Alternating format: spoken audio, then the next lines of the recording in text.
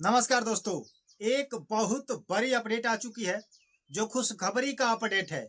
बिहार वृद्धा पेंशन को लेकर के डेट फाइनल हो चुका है, जो लाइव प्रूफ के साथ मैं आपको बताने का प्रयास करूंगा कि आपका वृद्धा पेंशन, विधवा पेंशन और विकलांगता पेंशन कब तक आएगी।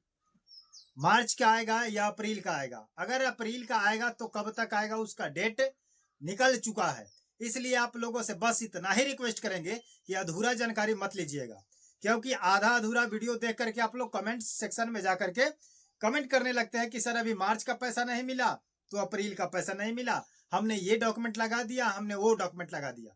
इसलिए आप लोगों से बस इतना ही गुजारिश करेंगे कि अब एक बहुत बड़ी खुशखबरी है जो सम्राट चौधरी ने दे दिए हैं कि आखिर पैसा कब तक आएगा।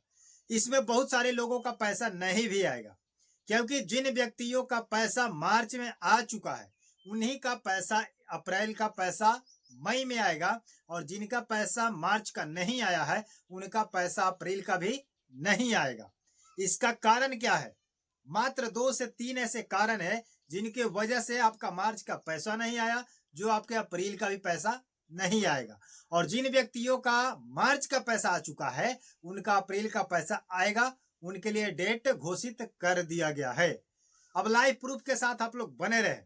बस ज्यादा समय न लेते हुए आपको पूरा डिटेल्स में समझाने का प्रयास करेंगे कि बिहार में 1,17,00,000 पेंशन धारकों का जो इंतजार था वो इंतजार आपका खत्म हो चुका, डेट आपका फाइनल आ चुका है। इसमें लिखा है कि 1,17,00,000 पेंशन धारकों के लिए एक बहुत बड़ी खुशखबरी है, जो भुगतान में हो रही थी देरी, जिसको लेकर के सभी जनता के अंदर एक मन में चिंता हो चुकी थी, डर सा हो चुका था कि मेरा पैसा मार्च और अप्रैल का पैसा आएगा या नहीं आएगा। तो चलिए वीडियो में साफ साफ आपको क्लियर करते हैं कि आखिर जिन व्यक्तियों का नहीं मिला तो क्यों नहीं मिला, और जिनको मिलने वाला है तो कितने लोगों को मिलेगा, और उसका पूरा डिटेल्स लॉक हो चुका है। जितने व्यक्तियों को मिलना है उनका डाटा लॉक कर दिया गया है, और कितने तारीख को लॉक हुआ है उसको कितने तारीख को पैसा भेजा जाएगा, ये जानकारी आपको देने का प्रयास करेंगे। अभी तक अगर आपका पैसा में लेट हुआ है, विलंब हुआ है, तो इसका कारण यही है कि बिहार सरकार के पास बजट कम थी। जिस बजट को पूरा करने के लिए उन्होंने आरबीआई यानी कि रिजर्व बैंक ऑफ इंडिया से उन्होंने 12,000 करोड़ का लोन लिया है। तो सम्राट जी का कहना है कि अगर हम लोन ले करके अपने जनता को, अपने बिहारवासी को अगर सुविधा हम दे रहे हैं तो इसका जांच भी होना चाहिए, क्योंकि कर्ज जो हो रहा है हमारे ऊपर हो रहा है, मुख्यमंत्री के ऊपर हो रहा है, गवर्नमेंट के ऊपर हो रहा है, राज्य के ऊपर हो रहा है।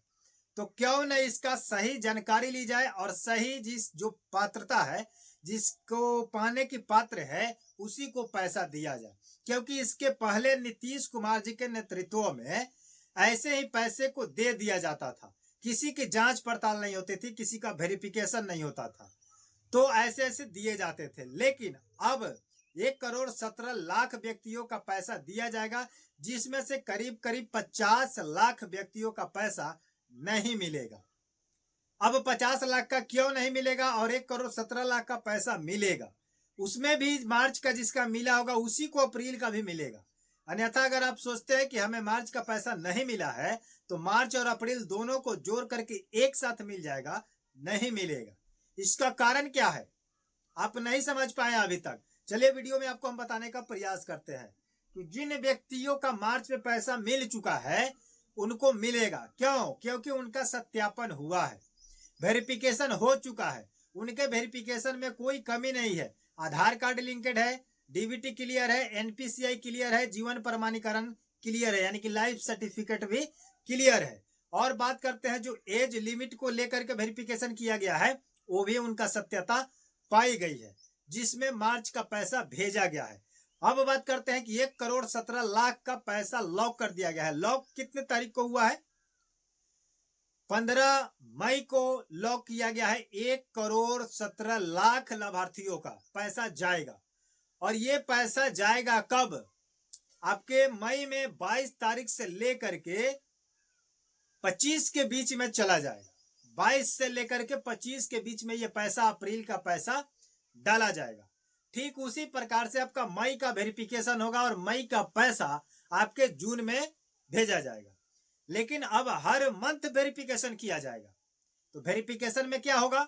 वेरिफिकेशन में वही हो रहा है, DOB डेट ऑफ बर्थ, उसके बाद जीवन प्रमाणीकरण जिसको लाइफ सर्टिफिकेट बोल रहे हैं, उसके बाद है आपका आधार कार्ड ओरिजिनल सही, उसमें जन्म प्रमाण पत्र होना चाहिए, उसके बाद है DBT, NPCI, KYC और खाता इनएक्टिव।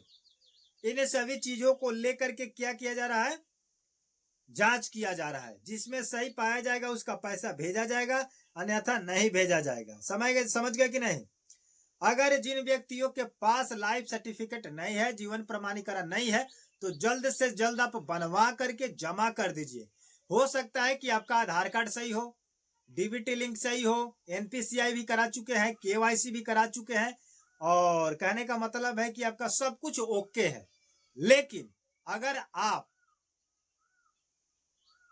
आप लाइफ सर्टिफिकेट अगर नहीं दे रहे हैं, तो इसके लिए बहुत बड़ी मेन कारण यही हो रहा है कि आपका लाभार्थी जो है जीवित है या मृत हो चुका है, इसी का पता नहीं चल रहा है, अंदाजा नहीं चल रहा है, जिसको लेकर के गवर्नमेंट के पास पुख्ता सबूत नहीं हो पा रहा है, जिसके वजह से नाम काटा जा रहा है, नाम हटाया जा रहा है। तो आपसे प्रयास किया जाएगा, कोशिश किया जाएगा, आपसे प्रत्येक दिन हम लोग इस वीडियो के माध्यम से बात कर रहे हैं कि जल्द से जल्द अपना प्रूफ जमा करें, जिस प्रूफ को लेकर के गवर्नमेंट परेशान है और जांच कर रही है।